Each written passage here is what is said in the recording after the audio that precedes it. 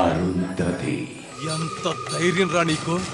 నీకెంత పొగరు లేకపోతే సదాని బెదిరించటమే కాకుండా తిన్నగా సింహం గృహలోకి అడుగు పెడతావా? నేను మీతో మాట్లాడడానికి వచ్చాను రమాకాంత్. ఏంట్రా నువ్వు నాతో మాట్లాడేది? మాటలతో పోయేదాన్ని చేతులు కలిపే దూరం తీసుకురా. అయినా నా ఒంటి మీద చెయ్యేస్తే నీకే ప్రమాదం. నాకేదైనా జరిగి అది మా కంపెనీ వాళ్ళకి తెలిస్తే వాళ్ళు చూస్తూ ఊరుకోరు. విషయం చాలా దూరం వెళ్తుంది. అప్పుడు మీ ఊరి పెద్దలే నీ తోలు తీస్తారు. ఏంట్రా మరీ అంత రెచ్చిపోతున్నావు? నా ఊరి వాళ్ళు నా తోలు ఒలుస్తారా? ఎవడికి రా అంత ధైర్యం? దమ్ముంటే ముందుకు రమ్మని చూస్తాను. నా ఊరి పెద్దలందరూ నా జేబులో ఉంటారా? రాయ్, ఈ రమాకాంత్ని ఇంతవరకు భయపెట్టిన వాడు లేడు, ఇక ముందు రాడు. నీ ప్రాణం నేను తీసిన ఈ ఊర్లో ఒక్క వెధవ కూడా సాక్ష్యం చెప్పడానికి ముందుకు రాడు. రాయ్, రావటం అయితే నీ చేతుల్లో ఉంది, కానీ ఇక్కడి నుంచి పోవడం అనేది నా చేతుల్లో ఉంది. నా చేతుల్లోనే ఉంది. చూడు రమాకాంత్, 70 ఏళ్ల క్రితం మా నాన్నగారి అస్థికల్ని నేను కాశీలో కలపడానికి వెళ్ళినప్పుడు తల్లి లాంటి అరుంధతి వదనికి నేను దూరం అయ్యాను. ఆమె ఎక్కడికి వెళ్ళిందో ఎవరికీ తెలియదు. ఇప్పుడు చరిత్ర పునరావృతమైనట్లు తిరిగి అదే మా అరుంధతి వదిలిని పోలిన మొహంతో శుభ కొడలుగా ఇంట్లో అడుగు పెట్టింది.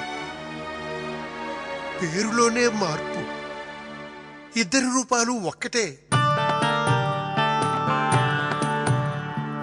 అసలు తప్పంతా మనదే. ఆ రమాకాంత్ రాక్షసుడని తెలిసి కూడా వాడి దగ్గరికి వెళ్ళనిచ్చాం. ఇప్పుడేం చేయటం?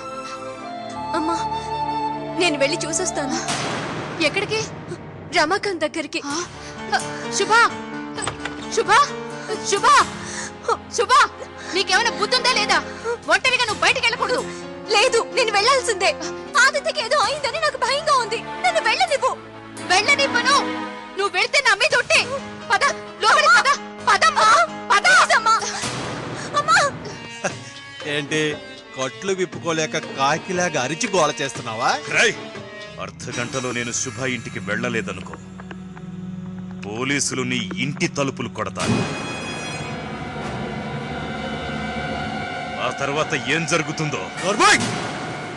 ఏం జరుగుతుందిరా గడిత గుడ్డు? అంతవరకు నీ ప్రాణాలు ఉంటే కదరా. వింటున్నాం కదా అని నీ ఇష్టం వచ్చినట్టు మాట్లాడతావా? రాయ్ సదా, వీడి నోరు కట్టేరా. కట్టే విన్నారు.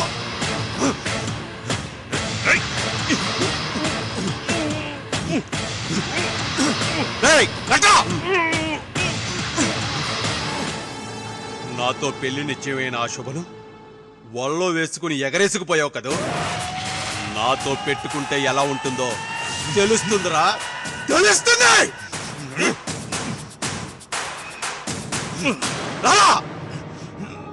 హలో, ఎవరు మాట్లాడుతున్నారు? ఆదిత్య ఉన్నాడా? నమస్కారం అండి. మీరు ఆదిత్య నాన్నగారా? అవును, మీరు? నమస్కారం అన్నయ్య గారు, నేను శుభ అమ్మని. ఓ అలాగా, నమస్కారం అండి.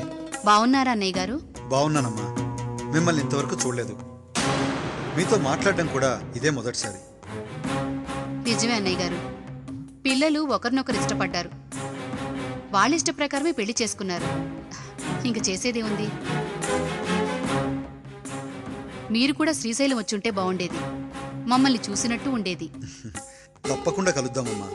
శుభ ఇంక మా ఇంటి అమ్మాయి అయిపోయింది కదా. అన్నట్టు ఆదిత్యను ఒకసారి పిలుస్తారా? ఆదిత్య పొద్దునే బయటికి వెళ్ళాడు, ఇంకా రాలేదు. ఆఫీస్కి వెళ్ళాడేమో మరి. ఓ అలాగా. అవును, వీళ్ళు నిన్న ఎన్నింటికి చేరారు?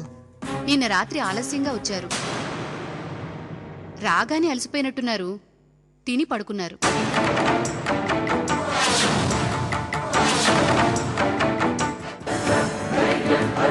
అరుంధతి.